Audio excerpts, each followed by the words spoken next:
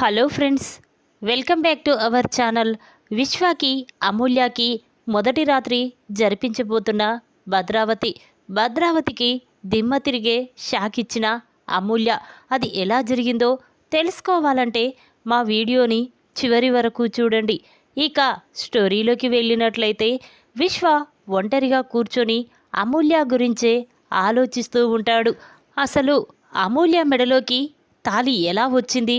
తనంతట తానే తాళి తన మెడలో వేసుకొని ఇక్కడికి ఎందుకు వచ్చింది? అసలు అమూల్య వెనకాల ఎవరు ఉండి ఇదంతా నడిపిస్తున్నారు? తెలుసుకోవాలి. అసలు అమూల్య ద్వారా నిజం ఎలా తెలుసుకోవాలి అని చెప్పి విశ్వ ఆలోచిస్తూ ఉంటాడు. ఇంతలో విశ్వాకి ఒక ఆలోచన వస్తుంది. అవును, అమూల్య నోటితోనే నేను తన మెడలో తాళి కట్టలేదన్న నిజం అందరి ముందు బయట పెట్టాలంటే ఇదే కరెక్ట్ ప్లాన్. లేకపోతే మెడలో తాళేసుకొని వచ్చి అందరికీ నాకు తనకి పెళ్ళయిందని అందరి ముందు నమ్మిస్తుందా అని చెప్పి ఇక విశ్వ వెంటనే రేవతి దగ్గరికి వస్తాడు. ఇక విశ్వాని చూసిన రేవతి, ఏంట్రా నాతో ఏమైనా మాట్లాడాలా అనగానే అప్పుడు విశ్వ, అవునమ్మా, నాకు అమూల్యకి పెళ్లి జరిగింది. ఇన్ని రోజులు ఈ గొడవల వల్ల మేము సంతోషంగా లేకుండా పోయాం. అందుకే నేను అమూల్య సంతోషంగా ఉండాలనుకుంటున్నాం అని విశ్వ అంటాడు. ఆ మాటలు విన్న రేవతి చాలా సంతోషపడుతుంది. సరేరా, నాకు అర్థమైంది, నువ్వు వెళ్ళు, నేను చూసుకుంటాను అని చెప్పి ఇక రేవతి అనగానే అప్పుడు విశ్వ అక్కడి నుంచి వెళ్ళిపోతాడు. వసే అమూల్య, నువ్వు నన్ను అందరి ముందు పెళ్లి చేసుకున్నానని నాటకమాడతావా? ఈ దెబ్బతో నీ నోటితోనే నువ్వే మనిద్దరికీ పెళ్లి జరగలేదని అందరి ముందు బయట పెడతావు అని చెప్పి ఇక విశ్వ అనుకుంటూ అక్కడి నుంచి వెళ్ళిపోతాడు.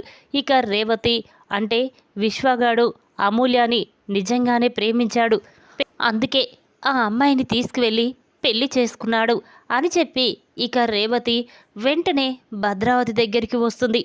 రేవతిని చూసిన భద్రావతి, ఏంటి రేవతి, నాతో ఏమైనా మాట్లాడాలా అని భద్రావతి అనగానే అప్పుడు రేవతి, అవును వదిన, ఇన్ని రోజులు ఈ విషయం నీతో చెప్పాలనుకున్నాను, కానీ పాపం బ్రాహ్మరాజ్ అన్నయ్య హాస్పిటల్లో ఉన్నాడు.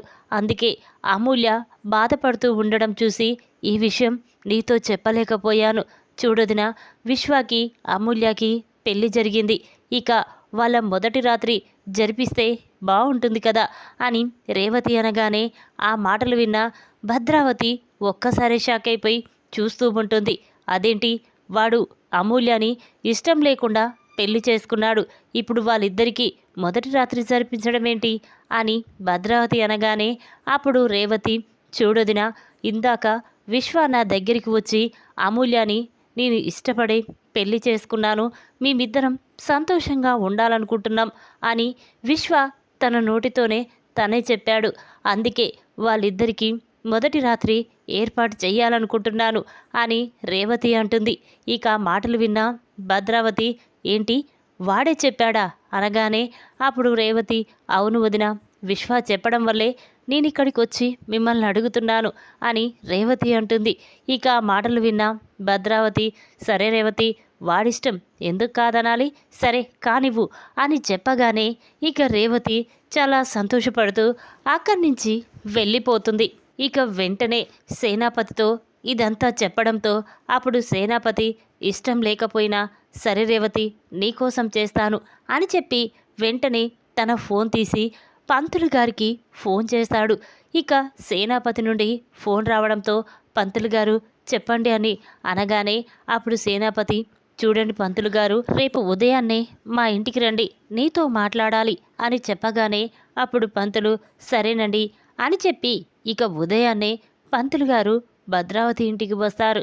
ఇక అతన్ని చూసిన సేనాపతి, చూడండి పంతులు గారు, నా కొడుక్కి పెళ్లి జరిగింది, నా కోడలికి కొడుక్కి మంచి శాంతి ముహూర్తం పెట్టించండి అని చెప్పగానే ఇక పంతులు గారు, సరేనండి అని చెప్పి ఇక పంతులు, చూడండి సేనాపతి గారు, ఈరోజే మంచి ముహూర్తం ఉంది, ఈరోజు రాత్రికి వాళ్ళిద్దరికీ శాంతి ముహూర్తం పెట్టిస్తున్నాను అని చెప్పగానే ఇక రేవతి చాలా సంతోషపడుతుంది.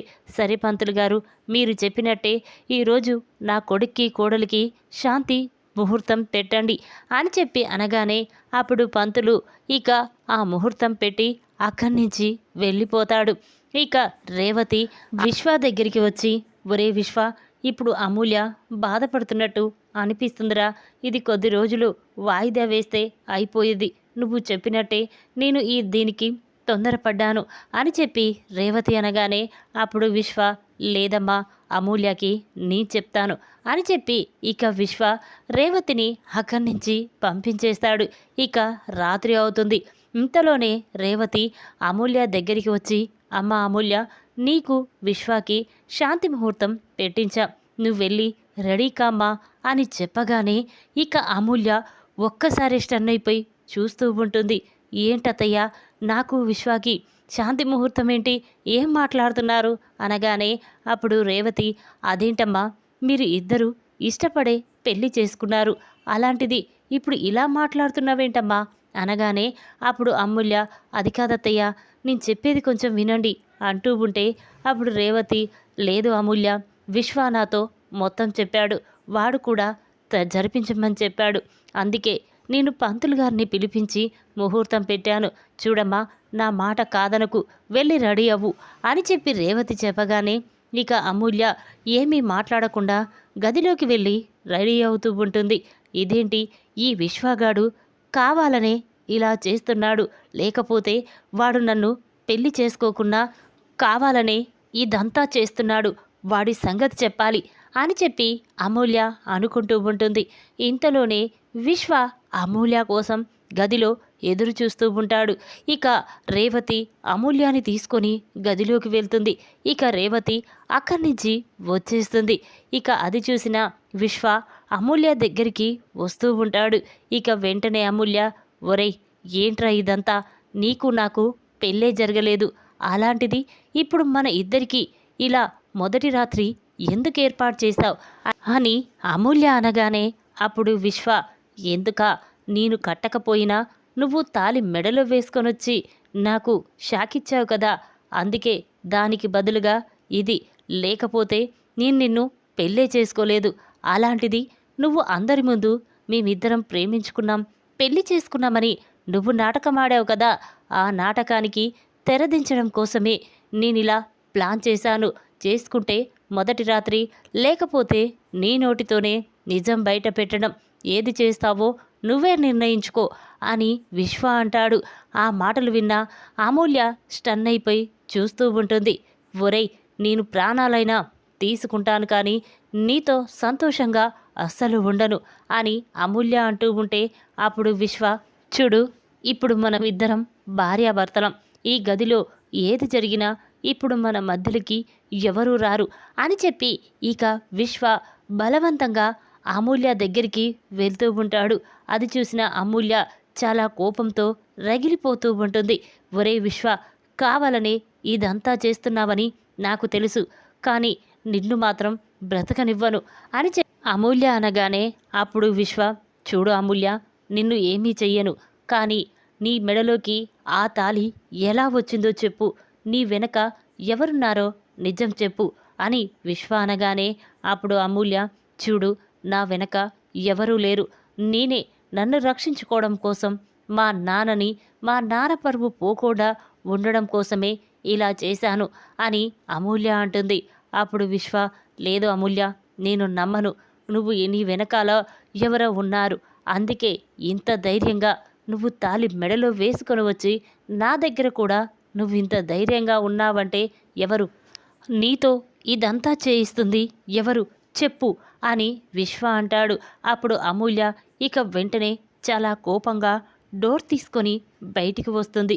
ఇక అది చూసిన రేవతి, భద్రావతి, సేనాపతి ఒక్కసారి షాక్ అయిపోయి చూస్తూ ఉంటారు. ఇక రేవతి, అమ్మ అమూల్య, ఏంటమ్మా, ఏం జరిగింది అనగానే అప్పుడు అమూల్య, అత్తయ్య, విశ్వగాడు నన్ను చాలా బాధ పెడుతున్నాడు, కావాలనే నన్ను చిత్రహింస పెడుతున్నాడు, మా నాన్న మీద ఉన్న కోపంతో, మీ కుటుంబం మీద ఉన్న పగతో వీడు కావాలని నన్ను పెళ్లి చేసుకున్నాడు, ఇప్పుడు ఇలా బాధ పెట్టడం చూసి మా నాన్న అది చూసి తట్టుకోలేక గుండె పగిలి చచ్చిపోయేలా చూస్తున్నాడు అని అమూల్య అంటుంది. ఆ మాటలు విన్న రేవతి, ఒరే విశ్వ, అదేంట్రా అలా మాట్లాడుతుందేంటి అమూల్య? నువ్వే కదరా నా దగ్గరికి వచ్చి అమూల్య ఇష్టమని చెప్పావు, మేమిద్దరం సంతోషంగా ఉండాలనుకున్నావు, మరి ఇప్పుడేంట్రా ఇలా ప్రవర్తిస్తున్నావు అని రేవతి అనగానే అప్పుడు విశ్వ మాత్రం, లేదమ్మా, కావాలనే అమూల్య నా మీద అలా అబాడం వేస్తుంది, లేకపోతే నేను అమూల్యాని ఎందుకు బాధ పెడతాను? నేను ప్రేమించి పెళ్లి చేసుకున్న అమూల్యని బాధ పెట్టను అని చెప్పి విశ్వ అమూల్య దగ్గరికి వచ్చి తీసుకువెళ్తూ ఉంటాడు. ఇక అది చూసిన అమూల్య, అంటే వీడు కావాలనే నన్ను ఏదో ఒకటి చెయ్యాలనుకుంటున్నాడు, లేదు అలా జరగనివ్వను అని చెప్పి వెంటనే అమూల్య, చూడత్తయ్య, ఈ విశ్వగాన్ని ప్రాణం కంటే ఎక్కువగా ప్రేమించాను, పెళ్లి చేసుకోవాలనుకున్నాను, కానీ వీడు మాత్రం మా నాన్న మీద, కుటుంబం మీద ఉన్న పగతో నన్ను పెళ్లి చేసుకోవాలనుకున్నాడు. లవ్ పేరుతో ట్రాప్ చేసి నన్ను మోసం చేశాడు, బలవంతంగా నన్ను తీసుకువెళ్ళాడు. కానీ అక్కడ మాత్రం ఏం చేశాడో తెలుసా? రాత్రంతా రూమ్లో నన్ను బంధించి ఉంచాడు. ఇక నువ్వు ఒకరోజు మొత్తం రాత్రంతా నాతో పాటు గదిలో ఉన్నావని అందరికీ తెలిసిపోతుంది. ఇక నీకు జన్మలో పెళ్ళి కాదు, నువ్వు చెడిపోయిన దానిలాగా ముద్ర పడుతుంది. అది చూసి మీ నాన్న తలదించుకుని గుండె పగిలి చేస్తాడు. అది చూసి నేను మా అత్త సంతోషపడతాం అని చెప్పి ప్లాన్ వేసి విశ్వ నన్ను తీసుకువెళ్ళి రోజంతా ఒక రాత్రి మొత్తం తనతో పాటు ఉంచుకొని ఇక తెల్లవారి ఇంటికి తీసుకొచ్చాడు. ఇక దాంతో అందరూ మా నాన్నని గురించి తప్పుగా మాట్లాడుకుంటారని నేను కూడా ఈ నిర్ణయం తీసుకున్నాను అని అమూల్య అంటుంది. ఆ మాటలు విన్న భద్రావతి, రేవతి స్టన్ అయిపోయి చూస్తూ ఉంటారు. ఇక రేవతి, అమ్మ అమూల్య, వాడు రోజంతా నిన్ను బంధించి ఇంటికి తీసుకురావాలనుకున్నాడు, మరి నీ మెడలోకి ఆ తాళి ఎలా వచ్చింది, ఎవరు కట్టారు అంటూ ఉంటే అప్పుడు అమూల్య, అత్తయ్య, నేనే మా నాన్న పరువు పోకూడదని నా చేతులతో నేనే నా మెడలో తాళి కట్టుకున్నాను అని అమూల్య చెప్పగానే ఇక ఆ మాటలు విన్న భద్రావతి షాక్ అయిపోయి చూస్తూ ఉంటుంది.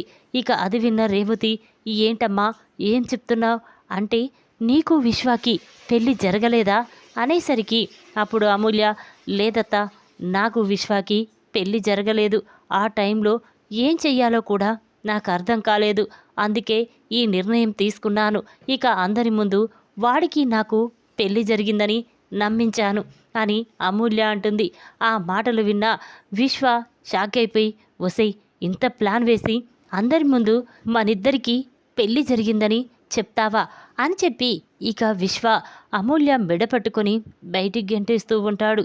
ఇక ఆ మాటలు విన్న అమూల్య మాత్రం, ఒరే వదలరా, వదులు అనగానే ఇక విశ్వ షాక్ అయిపోయి, ఏంటే అనేసరికి అప్పుడు అమూల్య, చూర్రా, నువ్వు నన్ను ట్రాప్ చేసి లవ్ చేసి పెళ్లి చేసుకోవాలని నన్ను నమ్మించి మోసం చేశావు, నా జీవితాన్ని నాశనం చెయ్యాలని చూసావు, కానీ నేను మాత్రం నీ జీవితాన్నే నాశనం చెయ్యాలనుకున్నాను. చూడు, నీకు నాకు పెళ్లి జరిగిందని అందరికీ తెలిసిపోయింది, ఇక నేను మాత్రం సంతోషంగా నీతో ఉండను, అంతేకాదు నీ కుటుంబాన్ని ఇక్కడితోనే ఆపేస్తాను. ఇక నువ్వు పెళ్లి చేసుకోవాలన్నా ఎవరు నిన్ను పెళ్లి చేసుకోరు, ఎందుకంటే నీకు నాకు పెళ్లి జరిగిందని అందరికీ ముందే తెలుస్తుంది అని అమూల్య అనగానే ఆ మాటలు విన్న విశ్వ, భద్రావతి షాక్ అయిపోయి చూస్తూ ఉంటారు. ఇక వెంటనే భద్రావతికి చాలా కోపం వస్తుంది. విశ్వ చెంప పగలగొడుతుంది.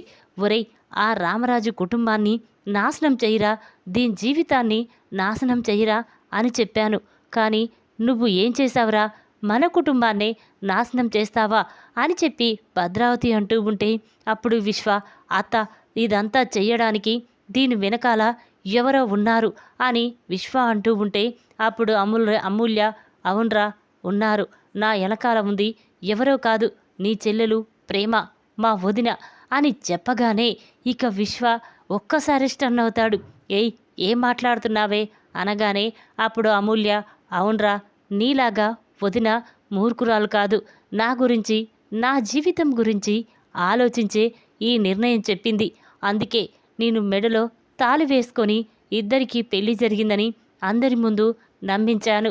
ఇక నువ్వు నన్ను ఏమీ చెయ్యలేవు అని చెప్పి అమూల్య అనగానే ఇక ఆ మాటలు విన్న భద్రావతి చాలా బాధపడుతూ ఉంటుంది.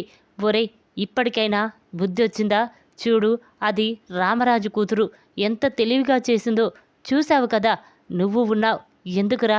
చి, నీ మొహం చూడాలంటేనే అసహ్యంగా ఉంది అని భద్రావతి అనగానే ఇక విశ్వ, అత్త, ఇది ఇలా చేసినందుకు దీన్ని రోజు నేను ఆ రామరాజు ముందు, ఆ వేదవతి ముందు బాధ పెడతాను.